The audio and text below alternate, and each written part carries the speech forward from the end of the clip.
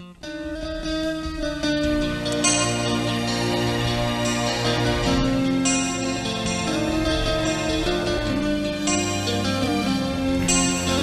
Bible has read for us in the book of Genesis 19. It says, "For I know him that he will command his children and his household after him." Genesis 18:19. And also we make reference to Exodus chapter 20 verse 12.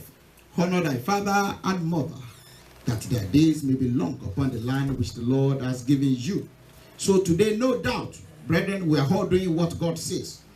However, I want us to see the reason to bring to our understanding why God has particularly chosen our father and mother for honor.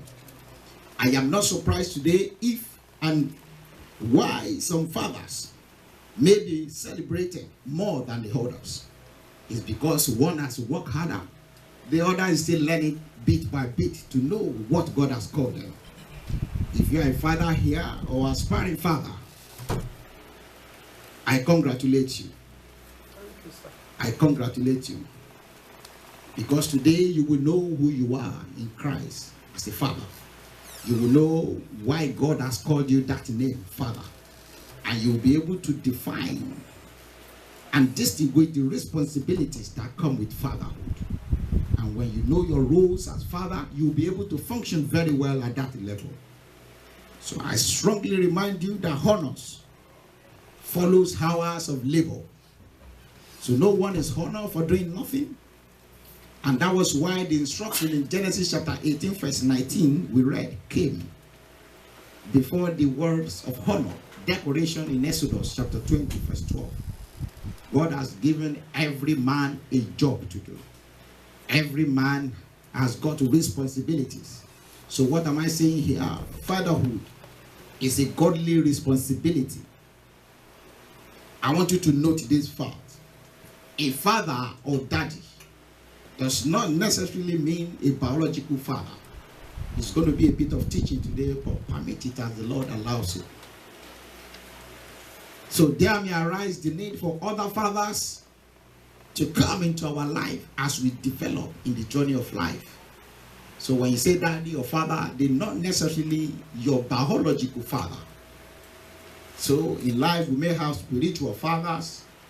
We may have professional career fathers. We may have political fathers.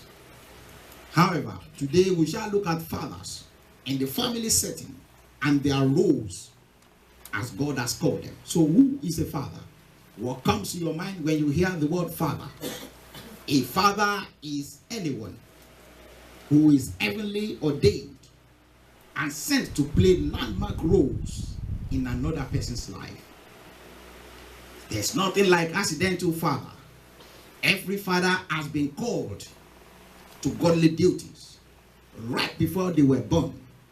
And this makes fatherhood a godly office.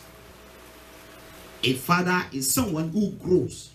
Say, a father must grow. A father was what? Grow. The Bible says in the book of Isaiah chapter 51 verse 2. It says, look unto Abraham your father. Isaiah 51 verse 2. Look unto Abraham your father and unto Sarah that bare you. For I called him alone and blessed him and increased him. So every father must do what? Must grow. A father who fails to grow physically, spiritually, financially, or emotionally, they are creating limiting barriers of achievement to as many who call them fathers. So if a father does not grow, they are not leaving a legacy.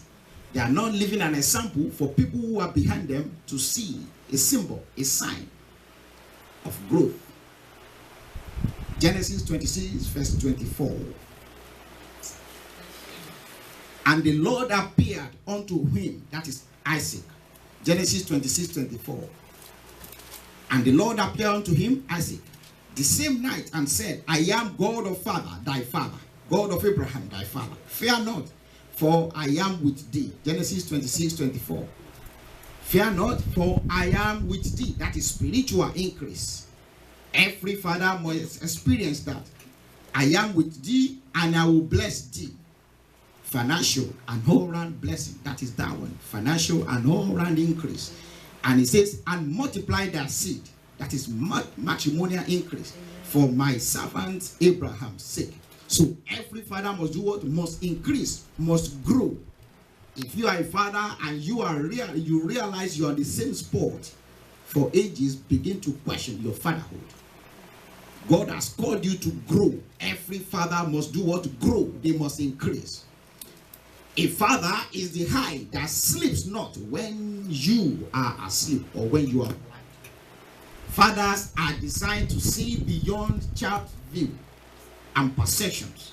A father, they see beyond what a child can see. Job chapter 1 verse 5. And it was so when the days of their feasting were gone. Job chapter 1 verse 5.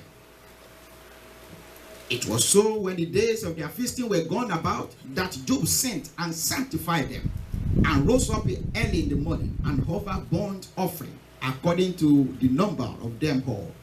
For Job said, it might be that my sons have sinned and cursed God in their heart. Thus did Job continually. A father is somebody who focuses further.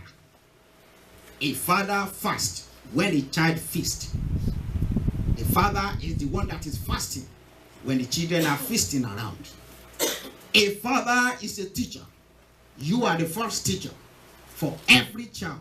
The Bible says in the book of Genesis 18 that we read, verse 19, for I know that he will command the children and household after him, and they shall keep the way of the Lord to do justice and judgment. You are the primary teacher. Every father, Genesis 18 verse 19, every father, they are primary teacher that stand to make the work of other secondary or tertiary tutors easy or hard. Father are teachers. They teach you what other teachers will never teach you. They talk about lessons. They talk about topics that people are out there are very scared to discuss. Brethren, note this. A father is a builder. Somebody say builder. Builder. Note these children are raw ideas. They are raw ideas and potentials in makeup. And no child is birthed without potentials. There's no child without potentials. There's no child without ideas. There's no child without that gift of God in them. So the person who sees and picks up this ingredient block and constructing them into dignified destination is what we call father. The father will look at many children as they have, and they will be able to see potentials growing up. They will see potentials coming up. They will see ideas in them that will build the nations. And the one who will now bring these ideas together and say, look, I can see this coming up in this. The child that played saxophone here, the father identified that skill in here.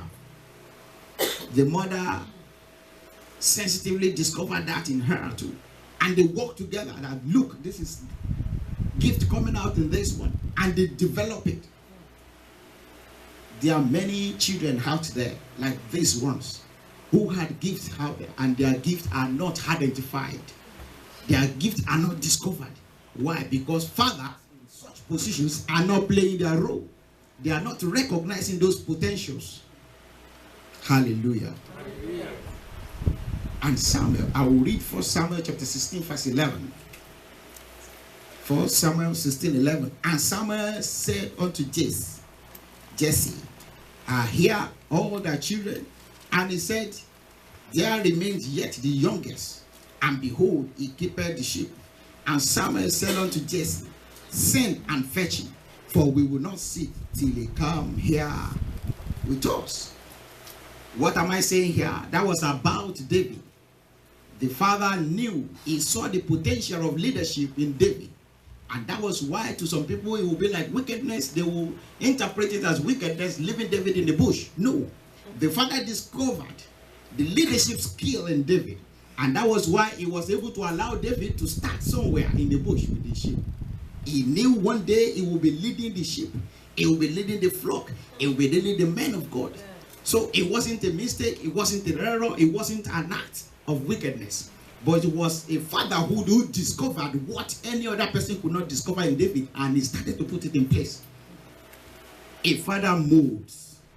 What makes you a father is your ability to shape individual life.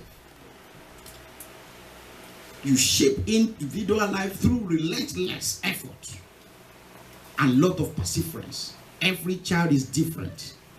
Everyone is what? Different and unique in their home base. Everyone has those potentials. You discover them, you mold them with patience. A father must be patient too. Say that to somebody. A father is a friend. Someone the children, the wife, and the whole household share their kind of mutual affections with. Someone you share your secret with. If you're a father here, you realize these qualities are not yet in you. You need to begin to question who you are. If your wife, your children find you hard, inaccessible, not reachable to speak to you, to confide in you, to tell you what they are feeling, then you maybe start thinking, who am I? Am I really a father? Note this. God we serve is very reflective. It's reflective in nature. And that's why in the book of Genesis chapter 1 verse 31, the Bible says, and God saw that everything that he made, and behold, it was very good. So he saw all that he made. Very reflective thinking, reflective mind. Every man must inherit, must imbibe that from God. God is very reflective. A father will one time at the other want to sit by the corner of the room and reflect on what had been happening in the household. And that is why our mommies, please appreciate this in men. Men are designed to be reflective. And that is why at times you see some men in their cave. Let me use that word. They want to be by themselves. They want to be by the corner. And you start asking them, Daddy, you want to eat? You want to watch telly? You want to go out? What do you want? You are so quiet. No. Father, a true father must have that moment of cave. When they sit and they look far, they think ahead. You are thinking of what to eat in the afternoon. He's thinking of what to eat in the future. And that is why a nature father is reserved. It is good for you to understand who your husband is. And that's the father we are talking about today. So when you see them in that moment, don't feel bad. They are doing what they should do. They should be reflective. Every father should be reflective. At times they make decisions, they want to go back to their cave and think over it again.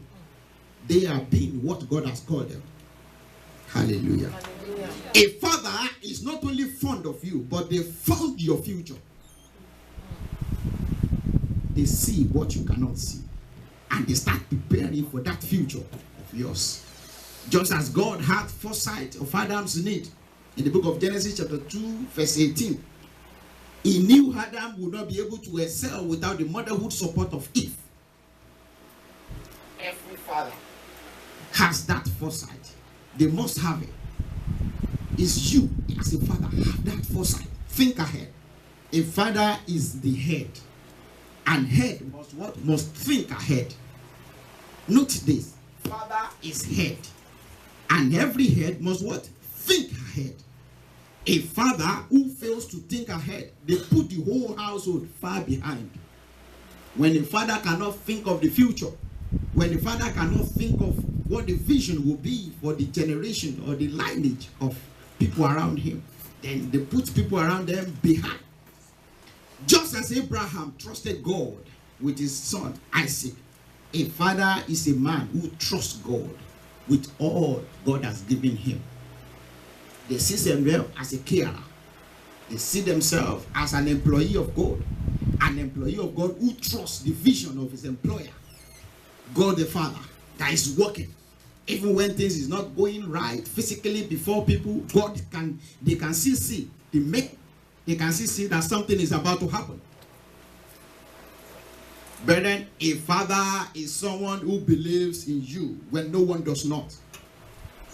Someone who sees possibilities in the midst of impossibilities. A father is somebody who sees potentials when other people are seeing potholes in your life. Fathers see potentials. Why? Because that is their nature. They have been designed to see that. A fatherly role is accountable, brethren. God all powerful called unto Adam first. When things were not going right in the Garden of Eden, God did not call Eve first. He called unto Adam first. So the accountability role is given to every man. If the household is functioning very well, God will look in there and say, who is the head there? Because you are the head. He will call upon you before calling your wife. So we managed to explore what a father is. Now let's look at the roles of father to wife. Key roles of father to wife. This is where mommy must join the point now so that they can challenge daddy when they get home. Your roles. Put them. Key roles of father to wife. Every father has roles that must mimic godly role, godly nature. Every father to the wife, father to the children have roles that must mimic God in nature. Number one, they must show love to your wife. Show love to your wife. We managed to mention this last week, and we made reference to the book of Colossians chapter 3 verse 18 to 19. It says, husband, love your wives, even as Christ also loved the church and gave himself for it. Ephesians chapter 5 verse 25 confirm the same thing. So brethren, you'll be wondering, how do I show love? How do I show love to my wife? I want you to know this. Among creatures, according to research, men are the ones who find it hardest to show love. It's very hard for them to say, I love you. Try it. You go out on the bus, on the train with your husband and say, Daddy, I love you. The man will just look at the other side. What's wrong with this one outside?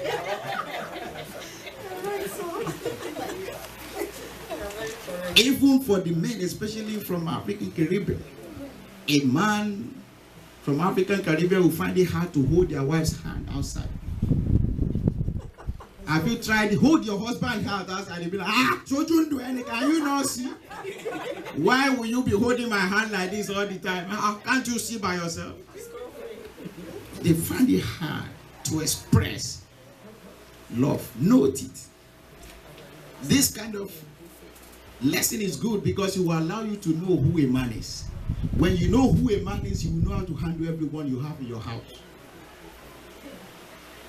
I overheard a conversation on the phone one day, and a friend was advising another friend to chase a man out. And the woman said, no, I know how long it took me to train this one I have in my house. I can't train him, I can't send him packing. It takes ages to train men, don't you know? You are training them. And you are undergoing a kind of lesson about who they are. When you discover them, you'll be able to handle them better. So how do I show love? Let's encourage men to this area. The best present of love you can give to your wife is your presence. Say to somebody, your presence. Be available. That is the first present every man must learn to give to their wife. Spending time with your wife is not only godly, but it creates atmosphere of trust. And it does boost the wife's confidence and self-esteem. No woman is complete without a man, and vice versa. You are her Lord, as Sarah addressed her husband. So each time you are with your wife, she feels the presence of Almighty God. Note it. Couples who understand this principle, they use this godly atmosphere to provoke major blessing in their life. When a husband is with wife, the wife feels the presence of God. Why? Because God has made that man your Lord. And whatever we say, when we say Lord, it comes with this glorious atmosphere, and it makes life easy. When you spend your time with your wife, it chances you that opportunity to be able to discuss the progress of the children. and the well-being of the immediate and external families. When you share time with your family, say with the wife, you're always there, you share pressure. The pressure around the family, you are not leaving it on the woman alone. You are sharing it together. You are not only sharing the pleasure, you are sharing the pressure. And the two of you bringing head together, you'll be able to discuss the way forward. So we've managed to, so you must do what? Show love. And how do we show love? We managed to say your presence is very important. Be available. Say to somebody, be available. Say, Daddy, be accessible. Daddy, be reachable. Don't be fathers who switch off their phone.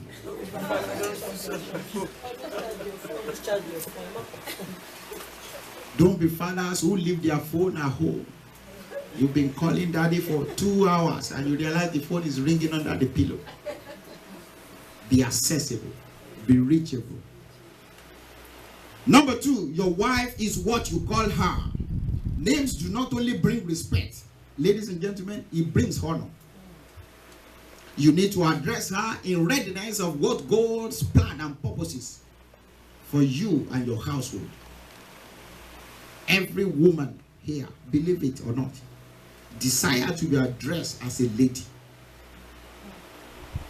Don't call anybody woman. Oh, the woman. Don't say mama, yeah, no. Every woman desires to be addressed as a lady. It brings respect. Names boost self-confidence to female more than male. They are very conscious of what you call them. They are very conscious of who you address them to be. Genesis chapter 17 verse 15. And God said unto Abraham, as for Sarai, thy wife, thou shalt no more, thou shalt not call her name Sarai, but Sarah shall her name be. There are also some spiritual need. Genesis 17:15. There are also some spiritual need for renaming. Stop calling your wife the name she brought from her single life. It may block some blessings that are attached to marriage covenants. God allowed you to take that name. Sarai was never pregnant until God gave Abraham a new name for her, Sarah. Note it. There were no issues until that name changed. So if God allowed you to pick a name after Lord prayers to give to your wife, that name stand on the covenant, and that name will now be bringing positivity to that marriage at every point in time. Every man, we are talking about role of man now in the house. Don't forget, every man must pray together with their wife. In my own family research, I realized less than 30% of fathers pray with their wife and children at home. And this is one of the genesis of the problem we're experiencing at that micro level today, because the time is not there, as they will say. They will say, I do not have that time. That is number one reason men will give. Number two is, I can't descend low to hold my wife's hand. And some will see women as, no, I have my privacy as a man. I must pray together. If you could do it by yourself, you will be by yourself. God will not create. God wouldn't have created Eve. God recognizes and listens quicker to you two, the two of you. To be honest, He has confirmation in the Bible for that. Matthew chapter 18 verse 20. For where 2 or 3 are gathered together in my name, there I am in their midst. Matthew 18:20. When you are together with your wife, hold hand with her. God listens to you quicker. But the devil will not allow you to do that. You will stand on the platform of pride. Men, I'm being frank today. My name is not Frank. My name is Busayo, but I'm being frank with you. And that is why majority of men are struggling. When God has given you ready-made helper to hold their hand and pray and prophesy to your future, they don't appreciate it until they lose such relationship. praying with your wife is very important. Let me give you some reasons. You are a union that heaven understands and recognizes their voice. God understands you. God put that union together, husband and wife. So definitely you represent and demonstrate love. Two of you love. And who is love? God is love. And you are bound to settle your dispute before you kneel down to pray. That is one of the key things you need to know. If you are having misunderstanding with your wife and it's time for you to pray, you will think as a man that no, this conflict must not go on. We need to settle it. That's one of the things that the Lord, a check and balance that the Lord has put in there.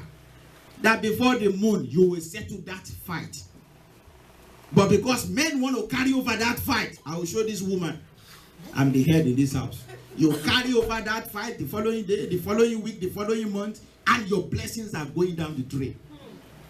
That is why many men are struggling today. Listen to this very well. Watch it on YouTube. Pass it to men. They need to hear it. That is one of the genesis of their problem. Now they will begin to call him, my wife is a witch. Ever since I married her, I have not moved forward. It's you who has caused that issue. And note this, many demonic gatherings from research, spiritual research, they fear that family, that faithful family prayer time. They're always afraid of it. And because they know, because it stands on the covenant of God, marriage, blessing, the word of God itself, they're always afraid of it, but they will not allow it to be visible. Because they know when you are able to join your hand with your wife, the problem is solved. So they do all possible to make sure that the man's heart is hardened. The Bible says, a man will chase 1,000, and two shall put 10,000. Yes. So each time you join your hand with your wife, which is impossible for some pride man to do, each time you are able to do that, you are defeating battles. Battles.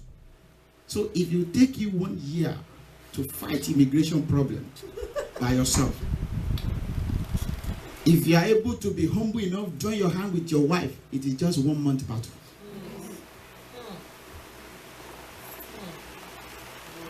And note this, a man who cannot pray with a wife will find it hard to pray when the family increases. You could not pray with your wife. Now you have children. How will it be possible? And that is why you have to learn it. So when you are praying with your wife, the children, you are actually reporting to the higher authority. You are reporting to God, because the Bible says in the book of 1 Corinthians chapter 11 verse 3 that God is what? Is the head of every family. One of your role as a man to your wife again is don't complain but compliment. Ready to tolerate one another. You two are coming from different backgrounds. So you are bound to have different ideas, different views. Even identical twins, they have their differences. Please accommodate one another. Ready to accommodate your wife. Ready to accommodate the children. Ready to accommodate their weaknesses. The book of Ephesians chapter 4 verse 2 and Colossians chapter 3 verse 13 says something. It says, forbearing one another and forgiving one another. If any man have a quarrel against any, even as Christ forgave, so also do you. Men, stop keeping records of her misdemeanors. A forgiving heart is a godly heart. Learn to forgive. I know you are a man. I know God has put you as the head. But remember, there is another head. Number 5, honor your wife. God made Adam to feel valued and honored. Women tend to gravitate. They gravitate towards whoever or whatever honors them or values them most. And that is the charming thing some men have. They see a woman by the bus stop, they start from the head to toe. Mommy, I love your hairdo. Ha, this dress is wonderful. Your shoe is fabulous. Though the woman is wearing an archive shoe. You say, oh, your shoe is wonderful. These are the things the woman never had at home. And they are hearing it outside. Honor your wife. Appreciate them. They move towards whoever, whatever honors them. This is the Bible revealing the nature of a woman to you. Every woman will move toward whoever, whatever honors them, whatever appreciates them. Note this, you are always where you are valued. You are always where you are respected. You are always where you are honored. The book of Genesis chapter 2 verse 19. God employed human hand unto human minute minds. He entrusted Adam a responsibility. The Bible says whatever Adam called every living creature, that was the name thereof. God could have decided to be the overseer of everything, creating and naming. But he was in the creative section. He left Adam in naming section. That is an idea of how God wants you to run that family. Don't be daddy does all. That is the one that can do it. That is the one who wants to do it. That is the one who wants to get involved. Self-condemnation and depreciation always come along when you make people feel less valued. They feel self-condemned. They lose their personality. The second way you can honor your wife is to encourage her whole dreams. Encourage her whole dreams. Ideas she birthed before she married you.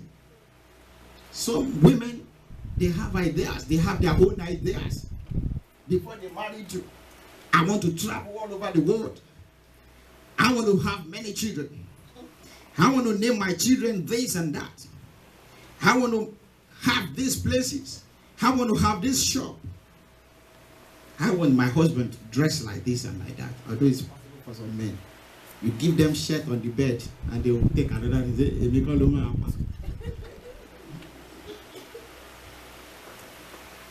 encourage our whole dreams.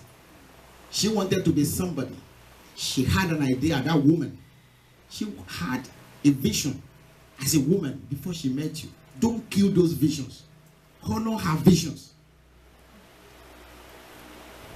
Don't forget, those dreams she has make her who she is, a unique virtue. So don't let everything be all about you alone. Because it's all about you and all your dreams. Your wife will end up to be another man in that house. To be honest. Let her own dreams come up. Say, honey, I remember when we were cutting. When I used to tease you with Rose. When I used to take you from McDonald's to KFC. You told me you wanted to do this, you wanted to do that. Let those dreams come back. Bring those dreams. She will feel honored. And another way you could honor your wife is study their own strength. When you study their strength, you will now use that strength to build your own household. Study their strength. Some wives, some women are very good when you get to calculation. They don't need to necessarily come from Ijebu. They are very good with mathematics. Yes. But because of men, we don't want to open up. How would you know how much I'm getting in a month? I don't want to discuss that. Some women are good with records. Let them keep. Some men, we can't keep receipt. We can't keep everything. We don't know where we put it. Allow your wife to be in charge of one or two things. Number 6, allow listening ears. God listens. So fathers, be quick to hear and slow to respond is one of the nuggets of peaceful life. As indicated in the Bible. Every woman wants a listening man. To be honest. And that is why your wife will always be dying for your neighbor. Because you are not there. Even if you are not there, even if you are there, you don't want to listen. They want to listen. It's a true talk. To be honest. Play it and listen to it again. Every woman, they want a listening ear. The research says this. Women want your emotions. They are not after your emotion. They just want you to show passion. Oh, honey, I had a breakdown today at car park in Asda.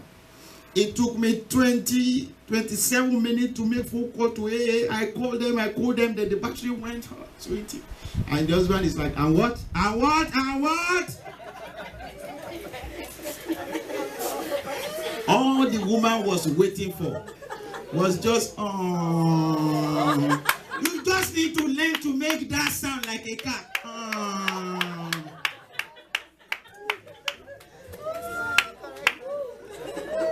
She found solution. That is why she's at home. She's not after your solution. She found solution already. She just need to say, show that passion. Say, oh. And go to kitchen and eat and say, oh. Listening is godly. So whenever you demonstrate listening, it brings the presence of God. Learn to listen. Listen. Number 7, do not depreciate your woman before you appreciate your wife. She's a human being. Although you call her angel, she's human. She definitely loves and deserves appreciation. Let's appreciate them. Say thank you regularly. Most men find it hard. Say thank you. Text to say thank you. Call to say thank you. Do you think it is easy to look after you? Look after the whole household. Look after the children. Look after the neighbors. Look after the family, extended family. Because some men, they will not even phone their own mother. It is that woman in that house that made phone call. Yes, thank you. They go shopping, they do everything. And at the end of the day, you still want them to be beautiful. Appreciate them. Don't wait until they serve you a saltless food before you start shouting, what kind of food is this? Appreciate that saltless food. It is good for your body once in a while. Yes. Learn to appreciate it. Say, honey, though it came without salt, it's good for my blood pressure, you know. So you've reminded her indirectly that put salt next time, oh. That's it. Hallelujah. Show interest too in your in-laws. These are your role, men. To be honest, listen to it again and again. Show interest in your in-laws. They gave birth to your wife before you married them, before you saw them. There wouldn't be your wife without your wife's mother or father. You need your in-laws. Stop seeing them as something else. Once some of the men, they pick the lady, that's it. So next time you come home in this house, you're in trouble. Moses was struggling with his godly assignment. In the book of Genesis chapter 18, verse 17 to 24. He was really struggling. Until God used his in-law, Jethro, to show her the godly ways of doing things. God can use anybody. And when you appreciate the mother or the father of your wife, the wife will feel appreciated. Visit them if you can. Call them to say hello daddy and hello ma. Say to men, change. Number 9, provide food on table for the family. Provide food. Yes. The first book of 1 Timothy chapter 5 verse 8.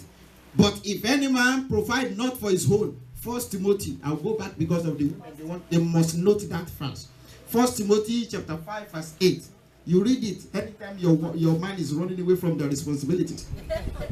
1 Timothy chapter 5 verse 8. But if any man provide not for his own, and especially for those of his own household, he hath denied the faith. That is denying God, because God is faithful. And is worse than an infidel.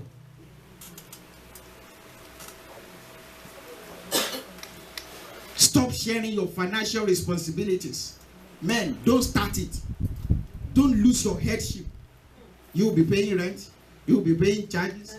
You know you always pass through congestion charges. And you ask that woman to be paying it. You'll be paying anytime I incur charges. You'll be paying charges. You'll be paying bills.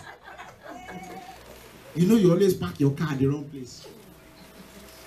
Do not overburden the women with the household financial needs. Man enough. Say to somebody, man enough to carry it. Man enough to carry it. However, during the course of you carrying it, your wife is not wicked. To be honest, as long as you are honest, as long as you are transparent, as long as you are, they realize, they see your hard labor, they are there to support you, they will support you. To be honest, a man who does not provide for his own household increase. If a man does not provide for their household, they cannot increase. To be honest. And if you allow your wife to be playing this role and you pretend you are doing something else, you are swapping those roles. Those blessings are going to your wife. And that is why today you see some men, they are here and the wife is here. Because the blessing that should have gone to the husband is now going to the wife. Because the wife is now playing that role in that household. Once you swap those responsibilities, the responsibilities now will bring blessing onto that woman doing it. Don't start it. Let that woman, out of the respect, out of the pity he has for you, say, Daddy, this is what I have to. I'm ready to support you. It is more of blessing. Number 10, give them their godly right. Let the husband render unto wife their due benevolence, and likewise also the wife unto the husband. 1 Corinthians chapter 7 verse 3 and Proverbs chapter 5 verse 15. It said, drink waters out of thy own cistern, and running waters out of thy own well. Give woman all their night respect, their night duties. Every man has 2 jobs. Let's start with that. Minimum. You are employed by the government. You are self-employed. That's 1 job. You are a full-time husband too.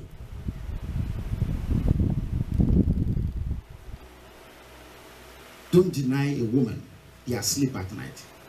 They feel less loved when you do that. And you are indirectly passing message that they are not attractive. They are not good enough for that purpose. Or you are getting it somewhere else. It is even ungodly. It is sinful. When God says do it and you are not doing it, it is ungodly. And you expose them to temptations too. And you are not attentive to their own sensitive needs when you deny them. Don't deny a woman at home. Men these days, because a woman has said something, you pack all your stuff and you go and sleep in sitting room. The woman God has designed to generate warmth for you, you allow her to give herself. How long? Now let's go to the children. The role, we've mentioned the role of man to the wife. Now let's look at the roles of a man to the children. Number 1, Heavenly Father wants you to present every present that the Lord has given you in those children unto Him. Some group of wise women in the Bible, in the book of Luke chapter 18 verse 15, they did this and it worked for them. Every child that God has given you, the children in that household, you as a father must be the one who will direct their step to God. You are the one who should direct them to light. Go to church. Have you prayed today? Did you pray when you wake up? Are you going to pray when you get back to home? If I'm not around, mommy will lead the prayer session. It is your duty as a man. I want you to note this. And when you do not play all these roles, that is why things are getting lagged. Also, our Father in heaven is blessed in nature. It's prophetic too. God wants you to bless everyone in that household. It is your duty to lay your hands upon every child in that house. Prophesy into their life. Prophesy into their future. Prophesy into their vision. Prophesy before the word of wickedness takes stand in their life. When you fail to take that leadership authority, that prophetic authority, you leave that space for demonic word to operate.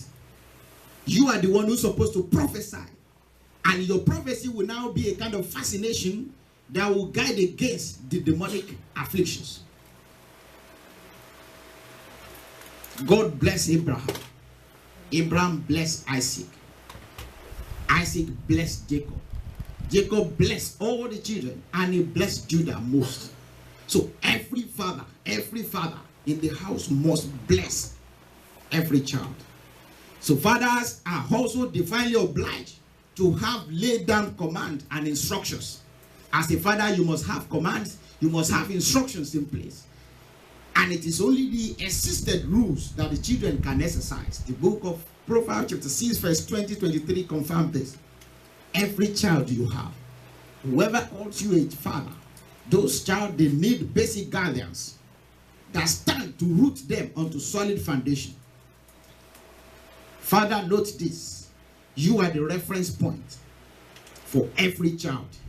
You are the immediate identity of every child. You are the role model for every child all around you. Your child models you to you and to the whole wide world. Apostle Paul said, be imitator of me. 1 Corinthians chapter 11 verse 1. Be imitators of me, just as I am also of Christ. Your child, they imitate you. Don't be surprised when your child sleeps and they start snoring like you sleep. They imitate you. You are the first teacher. We mentioned it. So be a role model to them. Each time you bring a ciggy into the living room, the child will start doing his hand like this. Say, one day I'll put something in between. I can start smoking too. What are you teaching them? Each time you bring alcohol into the fridge, a day is coming when one of those child will go in there and say, I need to drink alcohol too. We are going to go there shortly. That is under lifestyle. Discipline your child. For the Lord disciplines the one who he loves and chastises every son he accepts. Hebrews 12:6. So discipline is a godly demonstration of love. Discipline. Train up a child in the way he should go. Proverbs 22:6. And it says again in the book of Ephesians chapter 6 verse 4. Fathers, do not provoke your children to anger. You need to manage your house. You love them, but don't hide behind love. Not to discipline when it matters. God dispenses discipline as required without any sentiment and delay. Note this.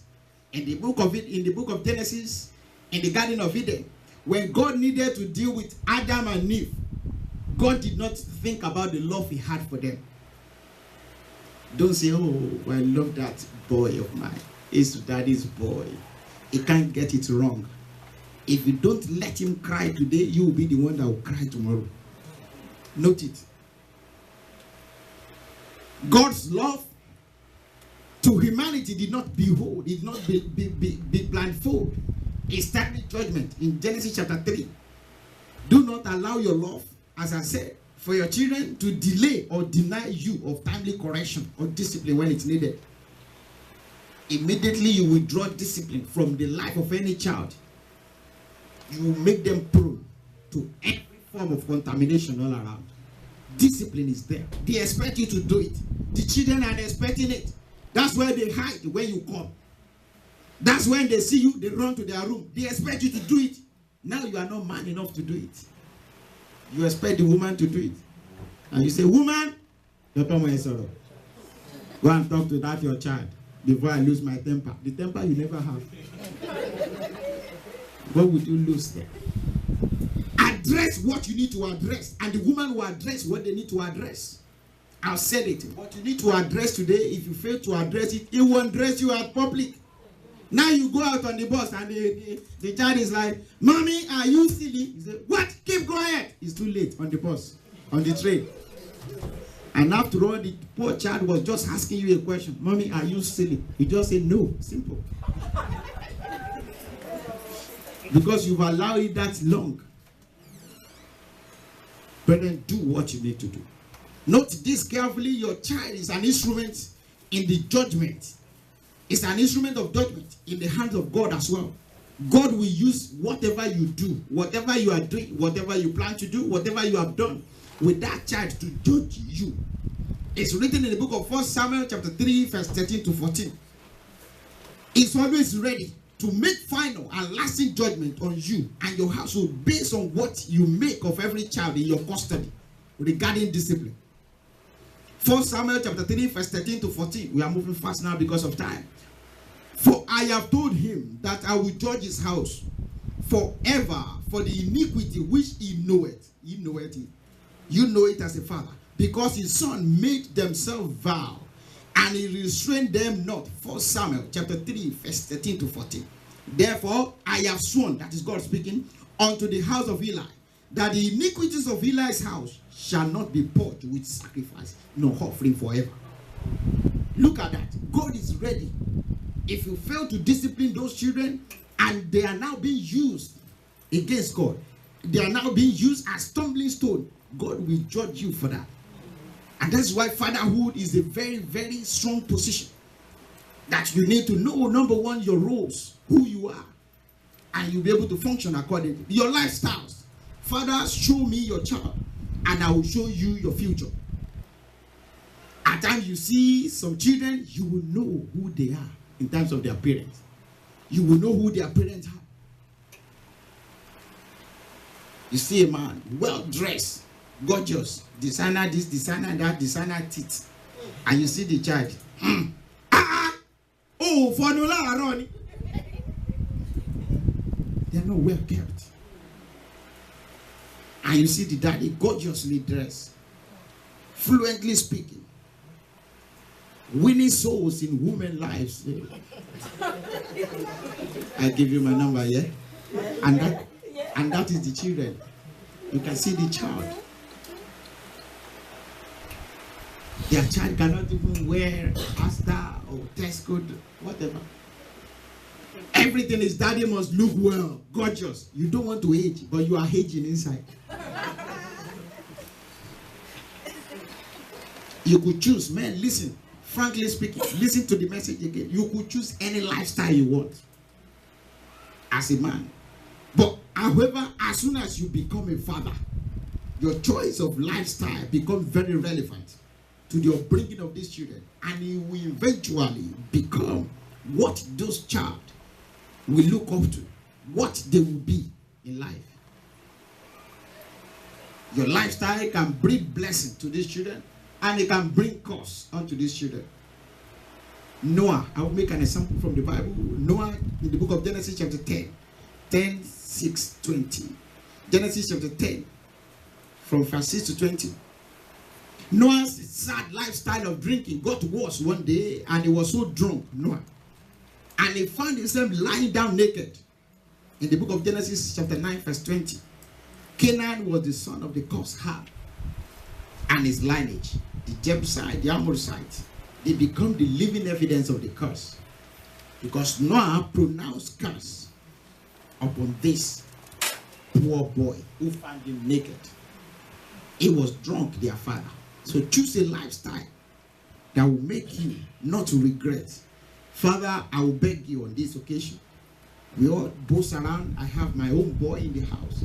Show favor to all, but manage your favoritism. Manage it with fairness. One of the quickest way to unsettle any familiar setting is through favoritism. This is when you demonstrate special likeness and preference for one particular child at the expense of others. I love my boys. Who told you those boys are going to be better than the girls? That's right. Oh, I love my girls. They are girls. I love them. Who told you? You may have it in here, but keep it. Manage it with fairness. The Bible gave an account of how much Joseph was loved by Jacob and made him a coat of many colors in the book of Genesis chapter 37, 3 to 4. That was the beginning of violence in that house. That was the beginning of ungodliness in that house. Manage your favoritism with fairness. When you show favoritism, you are condemning one to console others. I know we all have our own favorite. God has his own favorites as well. But manage it. As many disciples that Christ had, disciples, Christ did not show any very glaring favoritism toward anybody. He knew Judas was there. They were all eating and dining together. He managed them well. So, brethren, men, point here before, because we are running out of time now. How do you manage your prodigal son? Every family has a prodigal son to handle. Don't give up on any child. They may go out of your hand, but don't let them go out of your heart. If they want to go, open the door. But don't open the door of your heart. Keep them in here in prayers. The father of the prodigal son allowed his son's childish, selfish, and short-sighted vision to stay. But the godly father did not falter in his fatherhood roles as he celebrated his lost and found son, as opposed to condemning him. He didn't condemn that boy. Luke chapter 15, verse 24. And I will beg you again, men, as we are winding down, learn to sow the seed that you believe if your child grows up, they eat it, it's not going to be sour. Sow a seed of goodness. Sow a seed of trust. Every child's future shall be positively or negatively affected by whatever the father has lived to sow. The question is, are you sowing seed of goodness of God? Are you sowing sinless seed or sinful seed? What you do for another person's child or their children, somebody one day will do it to you. I'm a man. I'm a father. A child that as old as your own child is the one you are keeping in one hotel over there. Another one hotel. It's coming back to you one day. Note it. It's coming. Majority of men today are sowing tears. They are sowing sorrowful seed. And these children, they will ripe it one day. It is sure. It's not a curse. They will ripe it. Jonathan never knew he was sowing a very faithful seed until he was gone.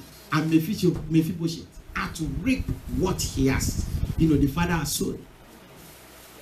I want to beg you, very well, do what God wants you to do in the life of these children. God has called you a man. He has roles. He has responsibilities. Let's go by those roles. Let's go by those responsibilities. There are many roles that God has given man. They must be fulfilled. They must stand for that marriage, for that wedding, for that anniversary you planning to do. For that celebration in your heart to stand. The good ideas you have concerning those families, they want to stay. Those ideas are going to stay. But you as a man must stand first. Majority of relationships